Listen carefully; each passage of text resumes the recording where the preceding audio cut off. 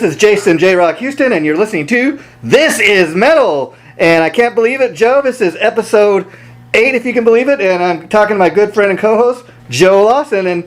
And today, sadly, people, we're going to be a little off schedule. Originally, Joe and I were planning to talk about Overkill, but over the last weekend, legendary Quiet Riot drummer Frankie Banali, he finally lost his battle with cancer, and he passed away sadly on what I believe was last Thursday, August 20th. So let's get right into it, Joe. How big of a Quiet Riot fan are you?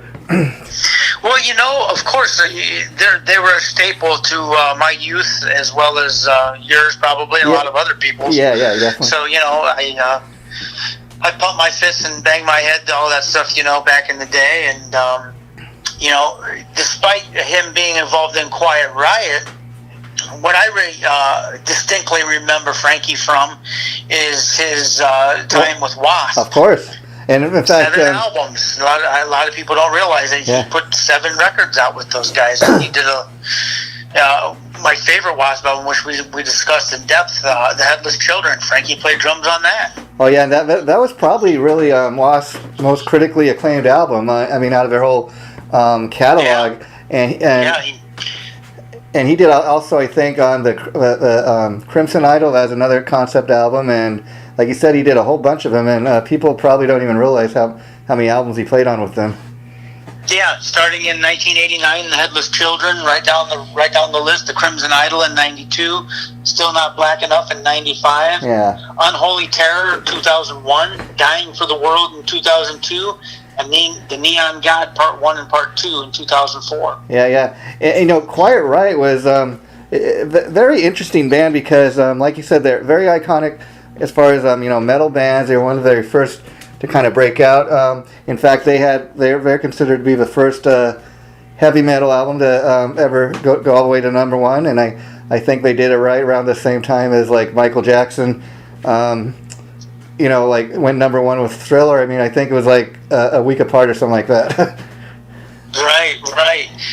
Yeah, you know, the standouts there obviously with Quiet Riot were Mental Health and Condition Critical, with a bunch of great, just fist pumping anthem rock songs, you know. And you know, the funny part about as most people know, Quiet Riot had like 2 big hits with oddly enough, they were both great cover tunes by Slade, which was an old English British kind of glam rock band from the 70s, and by the time Quiet Riot came around, Slade had kind of packed it up. But before we go any further, I will tell you that Slade is going to be releasing, I think it's around September 25th. They're going to come out with like a CD collection, like of like a compilation. And when people think of Slade, most people think of the 2 songs Quiet Riot did, "Come On Feel the Noise" and "Mama We're All Crazy Now." But I was listening to some of these songs that are going to be on this compilation, and I mean, Slade, I mean, from what I'm hearing, it's going to be on this album, this like greatest hits collection. I mean, it's a little bit of everything. I mean, it really is kind of a glam rock British band, but it's a lot more to that band than just "Come On Feel the Noise" and "Mama We're All Crazy Now," as far as, you know, I'm talking about Slade here. Right. And that's awesome. Yeah, and so they're going to finally get a little love that maybe they didn't get in their heyday. But I once remember talking to Frankie around the time they were making that Quiet Riot movie, and he was telling me, he said, you know, Quiet Riot had the hit with, you know, we had the hits with "Come On Feel the Noise" and "Mama We're All Crazy Now," but Slade, you know, we got the fame, but Slade got the money, you know, so he's like, it's kind of an even trade, which is kind of sweet. Yeah. Well, you know, strangely enough, though, Mental Health did hit the number 1 spot on the Billboard 200 charts. So, I mean, and that was back in the day when, yeah, I mean, if that happened, the rest of your life the course of your life was changed and set, you know. Oh yeah. So. And Frankie Banali is a drummer. You know, he just like iconic guy, and it's kind of interesting because he was like a real powerhouse of a drummer. You know, very much kind of like I'd say. Oh yeah. Very much like Carmine Appice. Yeah. I mean, I remember first, you know, when that album came out and those videos like Mental Health and "Come On Feel the Noise" were on MTV. I mean, one of the first things I spotted was, you know, his drum set, the black and white stripes, and then of course Kevin Dubrow, and the stripes on his mic and everything. I mean, that just kind of all made the band really stand out. Right. And then a lot of people also probably might not be aware of this, but Frankie played with Faster Pussycat. Yeah, I remember that. Yeah. He toured with them on the Wake Me When It's Over album, which is probably one of the only Faster Pussycat albums that really saw some significant success. Yeah, and that's interesting you bring that up, because I remember when Frankie joined the band, the original drummer.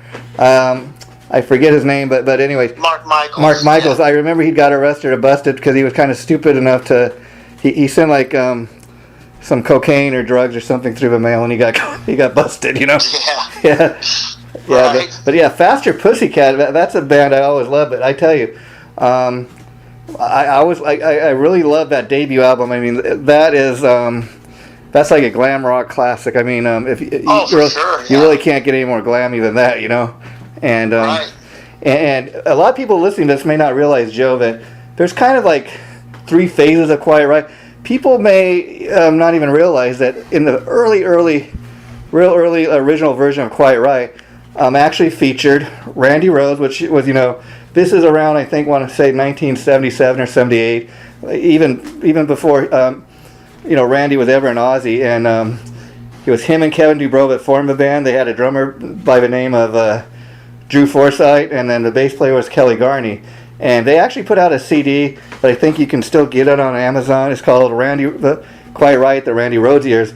And Quiet Riot at that time, if you listen to any of that stuff, they really sounded like a glam metal band from that time, or like a hair metal band from that time. Whereas come '83, Randy has since went on to Ozzy, and by that point, by the time Metal Health comes out, Randy had been killed in the plane crash. Metal Health comes out. They have Rudy Sarzo, Carlos Cavazo, Frankie Banali in the band at this time, and they're much more of an authentic metal band. They got a lot heavier.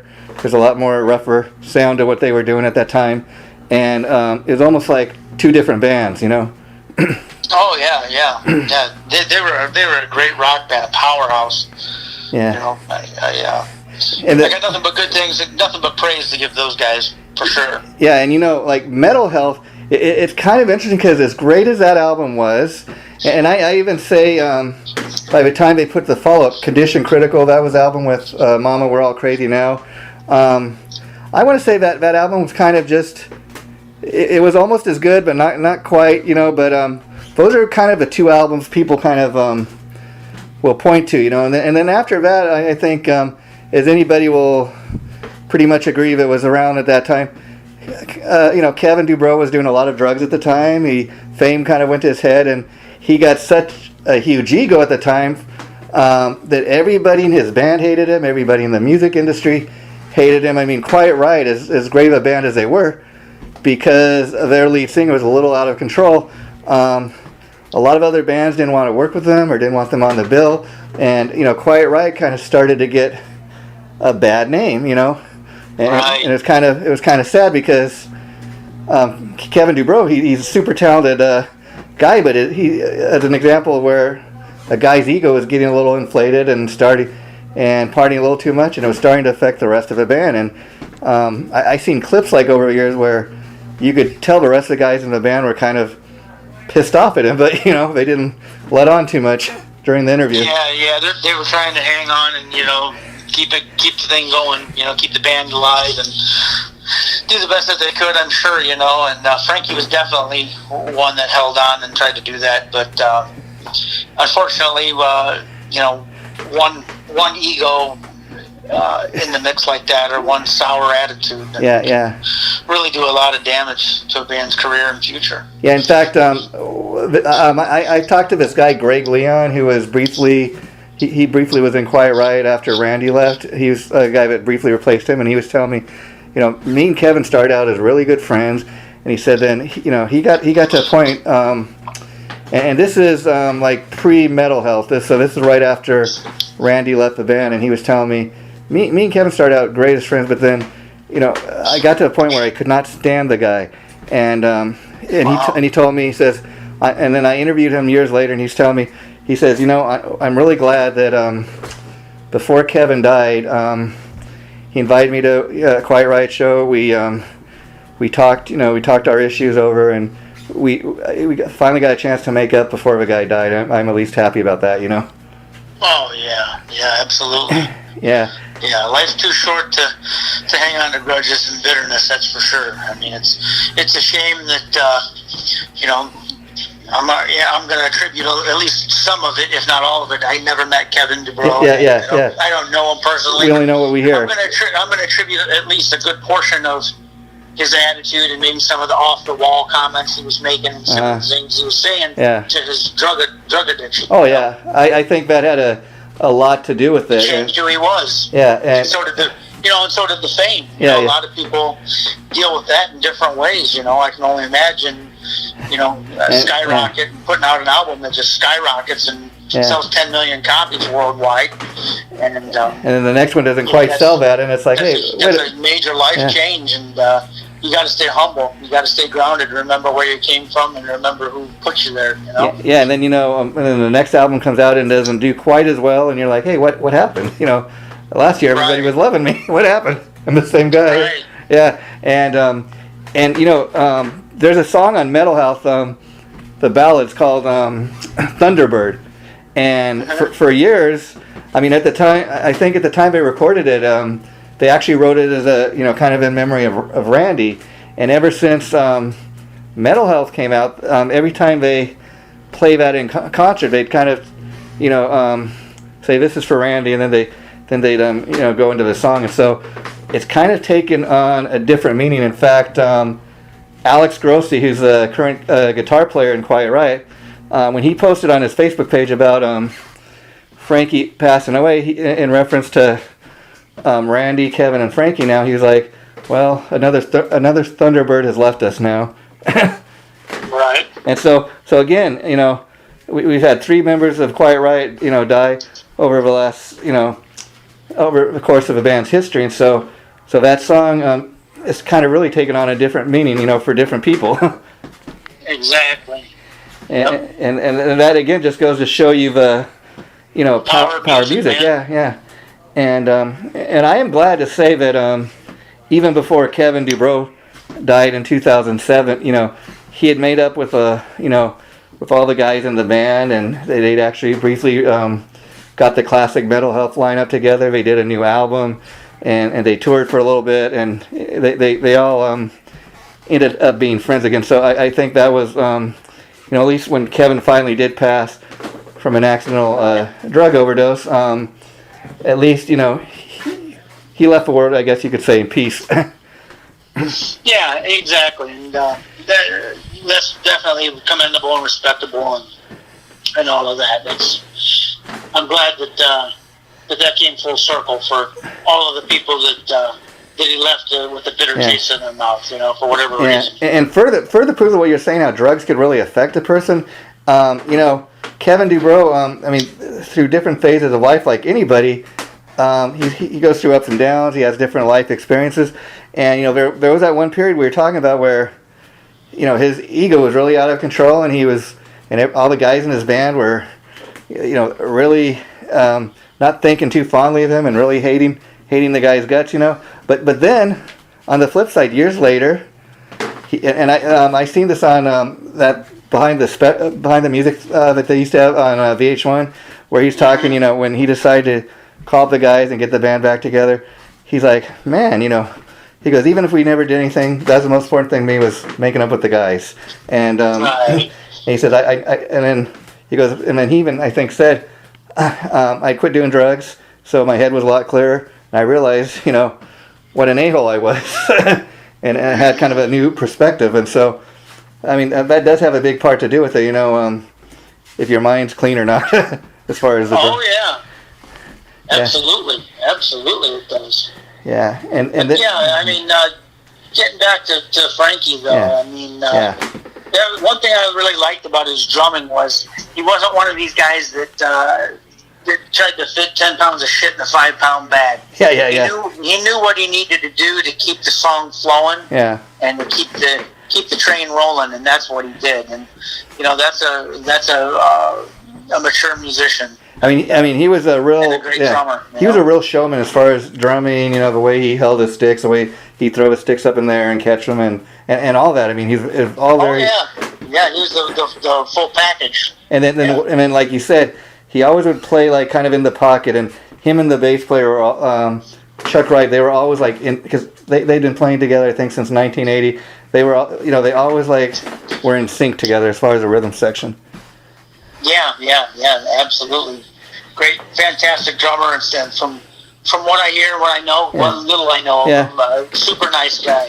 Yeah, that's what everybody's saying. Forget about what a great showman, what a great musician the guy was. He was just a great human being. That's pretty much what everybody has had to say. And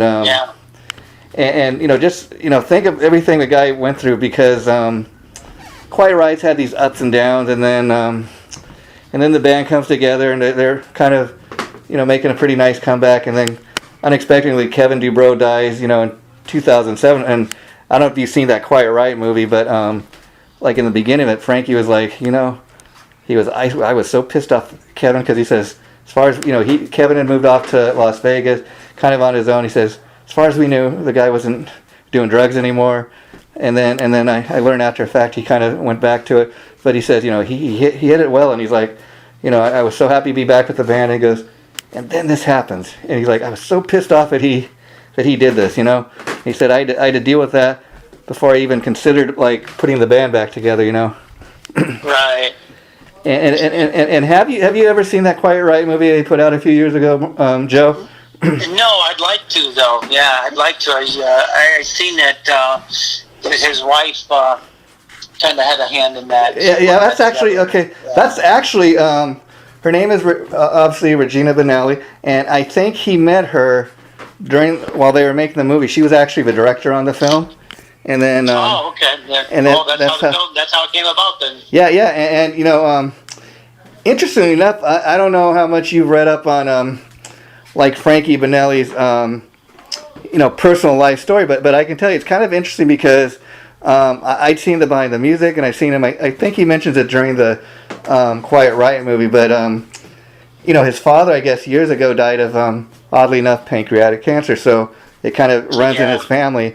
And his mother, I guess, when Quiet Riot was just starting to make it, like around 82 or 83, I think, she got sick with cancer, and Frankie was just starting to kind of make it in the music biz, and he's like, Mom, because I think she lived in New York, I'm going to move out here to California, I'm going to take care of you. And I guess, he was a real good, family man and son like that, but he took care of his mother until the very end, and then she passed away with cancer. And I also heard that Frankie had, he had been married twice, and his first wife, I think she died of heart failure at a very, very young age, and then his poor daughter that's left behind had all these tragedies in her life as far as different people dying of cancer in the family. But I guess it's true what they say as far as it running in the family. Right, and and that speaks volumes about again what kind of person he was. Yeah. The older I get, the more I look at those kind of things, and I admire those kinds of people even more so. Because it just means that much more that they were a decent human being. They stepped up and they did the right thing, and did what they had. They were in a place where first off that they could do the right thing, and they made the choice to do the right thing. And take care of a loved one. I mean, that's nothing more honorable than that, Yeah. And not only that, to speak of his business sense, he also managed Quiet Riot. Did you know that, since 1994? Yeah, I actually he was seen the band's manager. Yeah, well, I known he'd been doing that for a while, but I was just reading up on that today, where it was like the 20th anniversary of him managing the band or something like that, and I guess Kevin Dubrow used to handle, but he asked Frankie, "Hey, Frankie, would you mind taking over?" And he kind of did. And managing the band, I guess, went to as far as booking the shows, dealing with endorsement deals, the other guys in the band, getting paid and all that. And dealing with the record sales and record companies and just all that you can probably even imagine. But Frankie, like, he took that all very serious, and I guess he's very detailed as far as, you know, handling his business and that, and he was, like I said, a very serious businessman, and that's, I think, how Quiet Riot's been able to really survive all these years, because, I mean, they could have probably hired, like, a big management firm, but first of all, for a band that, like, makes their living, as you know, Joe, like, on doing these weekend gigs, and they're not as popular as they once were, that could cost you, like, millions of dollars. So if you're in the band and you're managing the band, who else is going to have a better do a better job at, you know, managing the band and make sure everybody gets an equal pay, so to speak? Right. Because even Ted Nugent, I was reading stories like in the 70s, he had these guys managing him and they were ripping him off, and he later found out, hey, they're making more money than me. There's something wrong with that. Right. Yeah. And but see, Frankie's just attention to detail as far as the business. That's part of what kept Quiet Riot going all these years, because as a musician yourself, Joe, you know that any time, like, a member leaves a band, but especially your lead singer, you know. I mean, and there was a point when, like we were talking earlier, where the rest of the guys in the band, you know, hated Kevin DuBrow so much. I mean, just think about this. I mean, could you imagine showing up for rehearsal one day and the guys in your own band, Joe, kick you out of your own band? I mean, kind of crazy. Yeah, that's a tough blow to take, man. Yeah, and for sure. And that was the album they did with, and I think it was 1987. They just called it Quiet Riot with Paul Shortino, and he's a pretty decent singer, and I like the stuff on there. But I think very much like Motley Crue, they should have called it anything else but Quiet Riot, because a lot of the fans just Quiet Riot's, you know, Kevin and Frankie and you know, Carlos and Rudy or whatever. At least, you know, Kevin DuBrow, and for the guy to get kicked out of his own band. It's a good album, don't get me wrong, but I think that's why a lot of fans, you know, didn't go out and purchase that. Right. Yeah, sadly enough, too, with the coronavirus, his wishes for his funeral were not able to be honored. So that's just going to be a postponed thing, according to I heard it. I seen his wife statement by his wife. Yeah, I seen a wife post that on her Facebook page, and you can imagine. I mean, as somebody that's just like the spouse of this guy, the outpouring of love that she must be getting from all his fans, and which is a very nice thing. But you can imagine how the woman feels. You know, the guy just died a few days ago, and I even heard telling people, I'll do my best to respond to you. You know, I'm dealing with this right now, and Frankie will definitely give him some kind of honor. You know, when we're able to do so. So that is cool. But that's another thing to all this COVID-19, this world we're living in now. People can't even have a funeral. Yeah. Right. Yeah. I mean, just think about that, you know, for a minute. And you know, it's very interesting because, like you said, even fans and all these musicians, you see them posting all this stuff about Frankie, and that just shows you, you know, how loved the guy really was. Oh yeah, how loved and how influential he was. Yeah, absolutely. Yeah, and it just. He did an album with Billy Thorpe too, East of Eden's Gate, in 1982. Oh wow! Are you familiar with that? No, I in fact I gotta look that up because I heard somebody else talking about that today, but I'm not too familiar with that.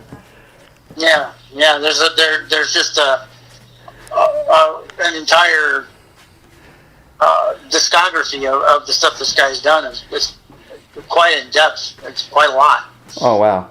And a lot of people. And another album I know he was featured on was this thing he did with Glenn Hughes. It was called, from I think back in '82. It's called Hughes Thrall Project, and he was a featured drummer on that. And I guess him and Glenn Hughes remained friends for a year, so much to a point that when Kevin DuBrow, you know, died back in November 2007, nobody had heard from him for a few days. So I think first it was Frankie Banali who had called Glenn Hughes to say, "Hey Glenn, have you heard anything from Kevin? You know, nobody's heard from Kevin. I think something might be up." And so I think word finally got to Kevin's girlfriend or something that he was living with, and they found him in his apartment, of all places, and interesting enough, I don't know if a lot of people know, but Kevin Dubrow, he's brothers with this famous plastic surgeon who was on TV. Terry Dubrow. Really? Terry Dubrow. So look him. Oh, okay. Yeah. Yeah. Wow. Yeah. That's interesting enough. Yeah, Didn't know that. Yeah, and so and see, that's the other thing. Like I was saying, so you know, a few years before, when you know, around 1986, now we're talking, when Paul Shortino was briefly in the band and other guys had kicked Kevin out of the band. Okay, that is one thing, but then, you know, when the singer dies, okay, and they're all friends and they've all made up, that's why I think Frankie was able to put Quiet Riot back together without Kevin, because it's not like he was kicked out of his own band or fired by the other guys in the band. You know, they didn't really have much of a choice. You know, he died, and so yeah. so and not only that, Frankie got the blessing from the Dubrow family. Yeah. Oh yeah. So he did it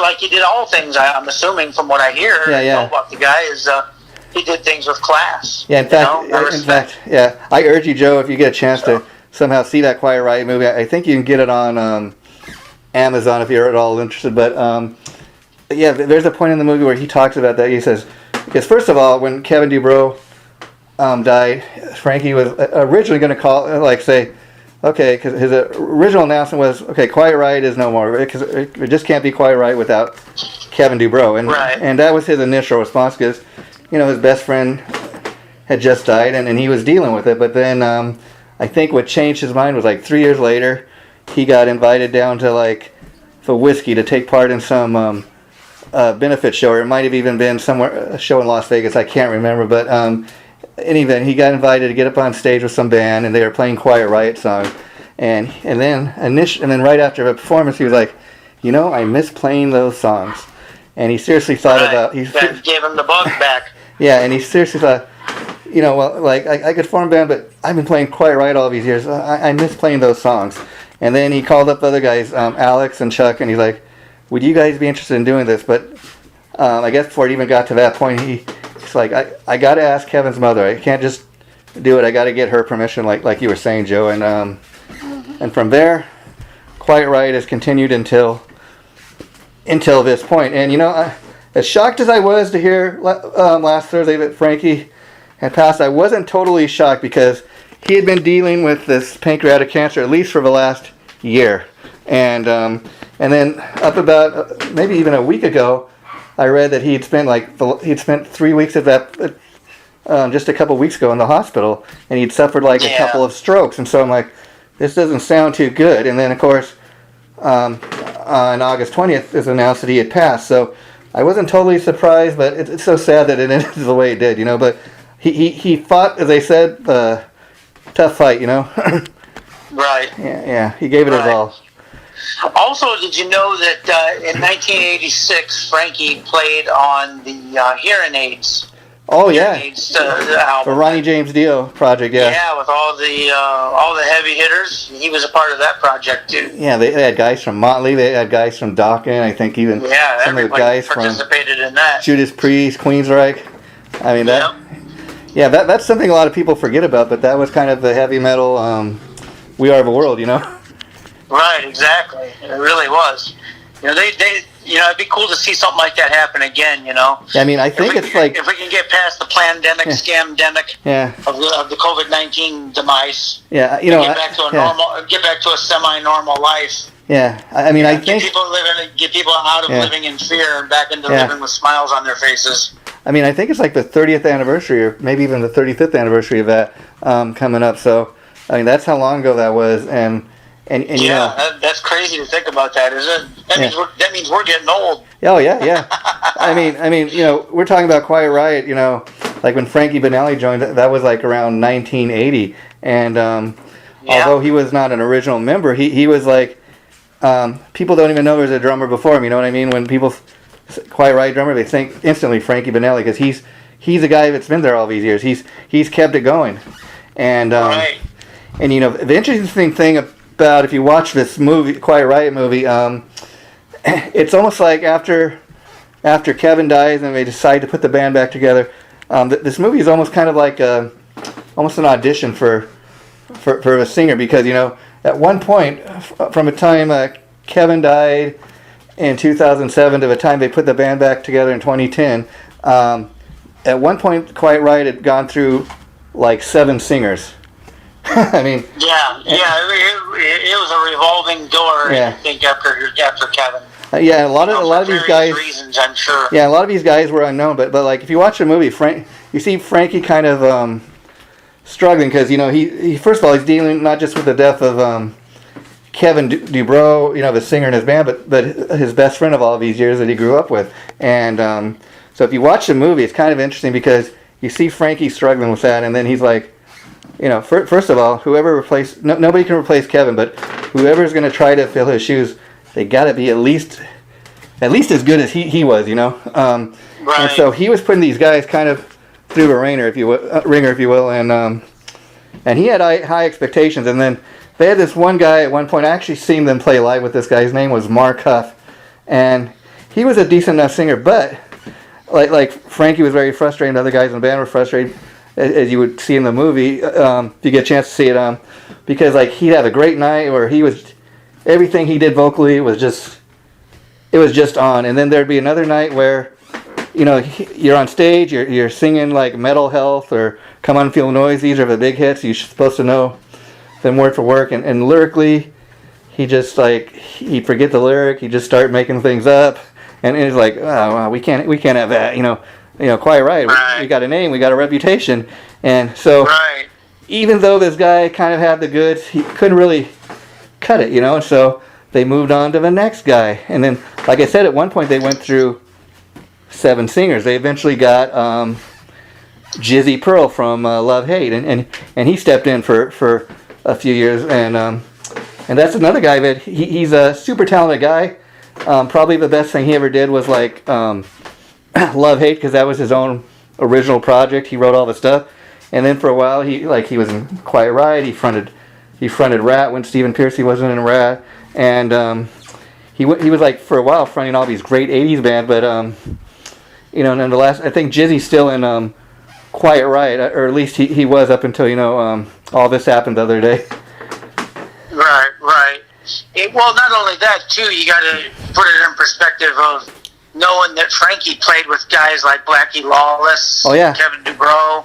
I mean, some pretty awesome heavy hitter singers. Yeah. He was in a band called Blackthorn with Graham Bonnet on vocals. That was amazing. Oh yeah, and speaking of that, Blackthorn also featured on lead guitar Bob Kulick, was a legendary session guy. He recently passed, and most people know him from playing with Meatloaf, and he played on like Paul Stanley's 1978 solo album, and was in his touring solo band and stuff. And so Bob, he's another one of these legendary guys that kind of recently passed him. And you mentioned Blackie Lawless. Of course, Frankie played with him on all those Wasp albums you mentioned. And Blackie Lawless, he's one of these guys too. Very much kind of like Kevin Dubrow has a reputation. I mean, Wasp, like you and me have talked about, they were once huge here in the United States. You hardly hear anything about Blackie or Wasp, because whenever they do play, typically they play, they play these big, huge like European festivals. They make a lot of money doing that. So why wouldn't you do it? But of course, apparently Blackie was so close to Frankie Banali, not just because he was in Wasp and played on all of his albums, but I guess when they both came out here to Hollywood from New York, Frankie was one of the first friends Blackie ever made. And I think you can find this on Metal Sledge if you go later. Blackie actually, he typed up like a nice tribute that he wrote about Frankie, and like I said, we never hear anything hardly about Blackie Lawless.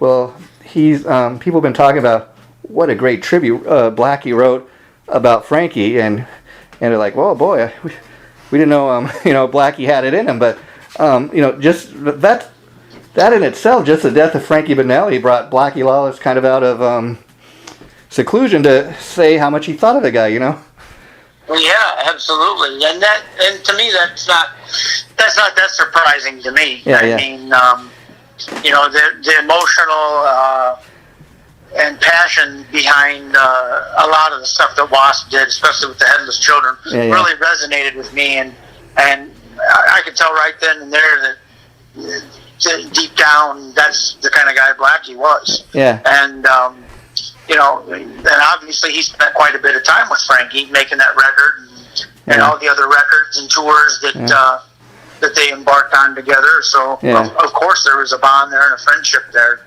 Absolutely.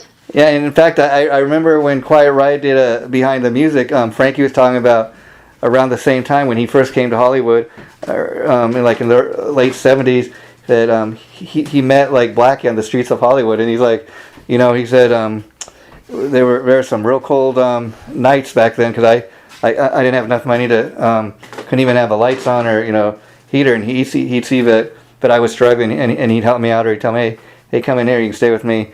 Helped him out. So, I guess they go back that far, Wow. Yeah, that speaks volumes. And again, in fact, it's funny you say those are the days, and they were good people, not only talented musicians, and that's pretty cool, man. Yeah, and it's funny that you're talking about all those albums Frankie played on with Blackie, because people may not be aware of it. A lot of people, when they think of the drummer of Was, they think of Steve Riley, who of course has been in LA Guns now for all these years too. But I like you. Because actually Frankie played on more albums than Steve Riley. Steve Riley only played on 2 albums, and so I kind of, when I think of who's the drummer for Was, I kind of go to Frankie Banali too.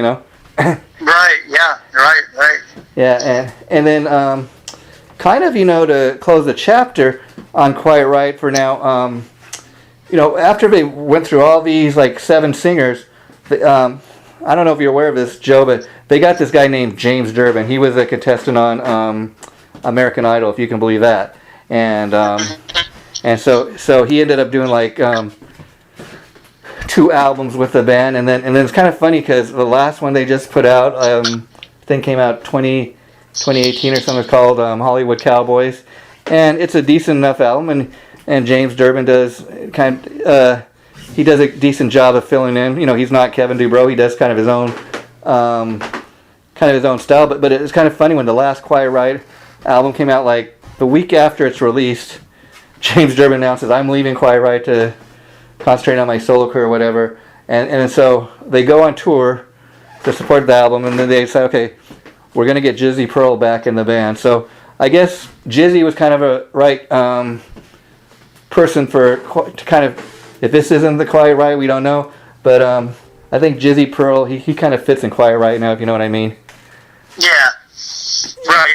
I don't recall exactly what year it was. Yeah. It was sometime not super long ago, but when Kevin Dubrow had left the band and they had split, a couple good friends of mine tried to encourage me to reach out to them because they thought that I would have been a good replacement for him. I said, no, thanks, it's awesome, But I was happy doing what I was doing at the time. Yeah. It's one of those things, I look back on it and, what would have happened if I would have given it a try? But probably, smart move on your part, only because, when I watch that movie, I see at one point, they gone through 7 singers. I mean, so just think the expectation, like I said, that kind of Frankie and the other guys had for whoever's going to replace Kevin Dubrow, and you could have gone down there and auditioned and done the best Joe Lawson that you possibly could, but then you might have been documented in that movie in a way you might not want to be documented. Right, might not have shed a very kind light on me. Yeah, that's all right. That happens too sometimes. Yeah. In fact, I remember when I went to see Quiet Riot. This was after Kevin Dubrow died. After we got this guy Mark Huff. They actually announced that, okay, we're going to go do a tour. We're going to kind of premiere our new singer. We're going to go out there and we're making a movie. We're going to not guarantee you're going to be in the movie, but we're going to, at every show, we're going to film footage that we're going to, so we have real footage to kind of go through from different shows, and you may or may not end up in the movie. So that was one of the reasons I went to see the band, not just because I was a Quiet Riot fan, wanted to see what they sounded like with their new singer, but I thought, wouldn't it be cool if, just to be at a show where they film and they might use footage from that. Yeah, absolutely. Yeah. And see, it's kind of an odd thing because, like I said, at this point, this was 2010. Kevin Dubrow's been dead for 3 years at this point. I mean, we're sitting here talking now, Joe. It's 2020, and he's been dead now. So 10, about 13 years or something like that. Yeah, it's crazy. It's that time just flies by. Yeah, and then the only thing I'd say to this is there's this guy, I don't know if you've seen on Facebook, his name is Jeffrey Allen DeBurry. He's a very talented musician, artist. He does a lot of great artwork. He like creates this graphic art, like he did this photo he created kind of just on the fly. It's a picture of Randy, Kevin, and Frankie, and it's kind of like, as a Quiet Riot fan, I kind of like to look at that and think, yeah, wouldn't it be cool if all three of those guys are up kind of in rock and roll heaven jamming right now? Absolutely, man. Yeah, and yeah, definitely. And you just never know. And oddly enough, about Kevin Dubrow, how he got into like being a singer. He was originally into photography, like rock bands back in the day, and then he just thought, this seems pretty easy. I think I could do it. And oddly enough, look how his life turned out. Right. So you just never know. And I've actually been reading, like, everybody's, oh, what's going to happen to Quiet Riot now that Frankie's dead? And you gotta, when this all came down about he died, I was like, a lot of people going online and checking out like old interviews and stuff that are online. And there's a recent interview he'd done with, I could not believe it, Eddie Trunk, where he's like, well, I hate to have to ask this, Frankie, but have you given any thought to what's going to happen to Quiet Riot? Could you see Quiet Riot going on without you, Frankie, or how do you feel about that? And Frankie's like, well, I'm not really going to tell you that, Eddie, but I'll just say that when I was putting the band back together initially, when Kevin died, I thought I had to keep it going. That's kind of why I got it back together, and I was the only original guy. He says, I already know the answer, but I'm going to let you wait and find out, Eddie. Yeah. Right. And then I heard his wife like kind of typing something to that effect. She's like, well, it's too early to let you guys all know what's going to happen with Quiet Riot, but we'll let you know when the time's right. Which I heard him talk about some other guys, like when he first got sick, they'd actually, for the first time, I remember at the time, this is before he ever announced he had cancer. It's going back like a year or so ago. They'd actually, Quiet Riot done like three shows or something without Frankie Banali. There was no reason at the time given, and a lot of people are going, hey, Frankie, what's going on? Are you still in Quiet Riot, or is the band? Why is the band doing shows without you? And you can imagine, the guy, I guess at the time had just learned he just diagnosed with pancreatic cancer. It's something you got to deal with on a personal level. And then he would kind of tell people, hey, I don't have to give you a reason, what's going on. And people, how they get online and they kind of like snap back, hey, you're a real asshole or whatever. And snappy comments like that. And then he eventually, maybe a month or two later, lets people know, okay, this is what's going on. And of course, you can imagine then the outpouring of love he started getting from people as people start to realize what the man's dealing with. But even back then, he started explaining to people, well, as far as why, this is what I'm dealing with. So that's why the band was doing these shows without me, because physically I wasn't up to it. The other guys in the band, they got families, they got bills to pay. So my mentality is kind of the show must go on, because the other guys got bills to pay. So I don't want them. And again, that's a classy, mature outlook to have. I'm sure it was very hard for him to be put in that position and say that, let alone live with that every day, knowing there's something you were a part of for so long and you put so much of your life and time and money and energy and effort into. Now you can't do it. Yeah, and they're going on without you. Yeah, I mean, that's emotionally, that's got to be really difficult. Yeah, because he was even at the time making these statements about, those three shows. That was the first time in Quiet Riot history since I joined the band that the band had ever played without me. Because he said like a lot of these other '80s bands, the guys, some of the guys in some of these other bands, they have drug issues, so sometimes they don't show up for gigs. They get somebody else to do the gig or something. He said there'd never been any of that going on, in Quiet Riot. I never missed a gig or anything, and he said that's something I was, really proud of, and so I had to kind of deal with that. But I got to a point where I realized, hey, you're not physically, fit to do these shows right now. You got to follow the doctor's orders. It is what it is, kind of, Right, absolutely. And so and it's kind of weird too, because like you said, at all the time, the last year he's been battling with this, and then COVID-19 hits, and the band was kind of shut down, like a lot of bands wasn't able to get out and perform. And as far as what the future holds for Quiet Riot, I heard that they've got like 2 more shows on the book this year, and and I think that'll be the true test. Well, obviously, are they going to do those shows without Frankie? Probably not. They probably say, well, we'll make our future announcements of what the future may hold for the band later. But at this point, we're gonna respect Frankie's passing, or however they want to put it. Yeah, that's a tough position to be put in, and I don't envy that at all. Yeah, and the only thing I would kind of equivalent it to is, see, again, I think Frankie Banali has been able to keep Quiet Riot going all these years since Kevin died, because he was one other kind of guy that was in the band from that time period, and so there's some legitimacy to it, and he was not.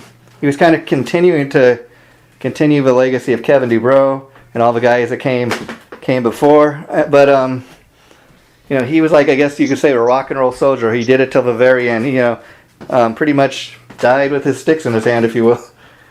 That's it. That's it. Yeah, and think of all the people he influenced over the years. Absolutely, yeah.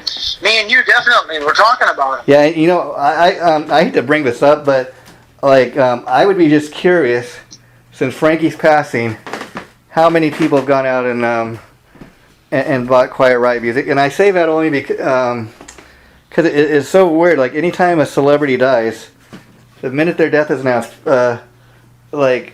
sales just go up, record sales just go up. Yeah, sadly, that seems to be the case. People take at least a brief interest in someone's musical journey. It's like, where were you? Life a little bit more after they die. Yeah, it's like, where were you when I was alive? Right. Yeah. Well, why weren't you buying the records or supporting my band when I was alive? Yeah, but see, Frankie kind of was Quiet Riot's legitimacy, and then I think, even as hard as it was to believe that Quiet Riot could go on without Kevin DuBrow, I mean, that's the even bigger question. So, if Quiet Riot is somehow able to go on, who the hell is going to fill those huge shoes of Frankie Banali? Right, exactly. And that's a lot. Yeah. I mean, it's just it's mind-boggling.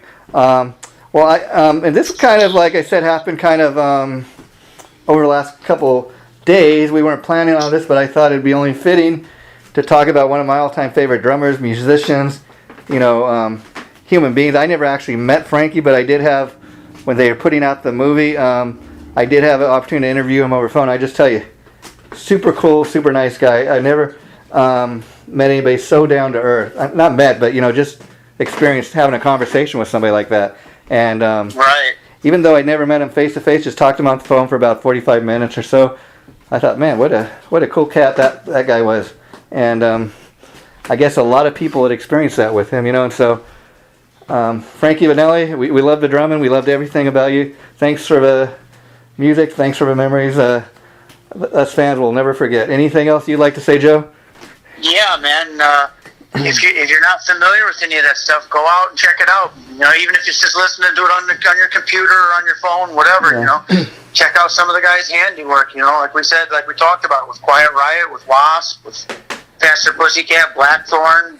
The list just goes on. So check him out, man, because he was a true legend, true musician, true believer. Star. Yeah, and like we said, I mean, just the outpouring from the fans and fellow musicians. I mean, you've probably seen them yourself, Joe.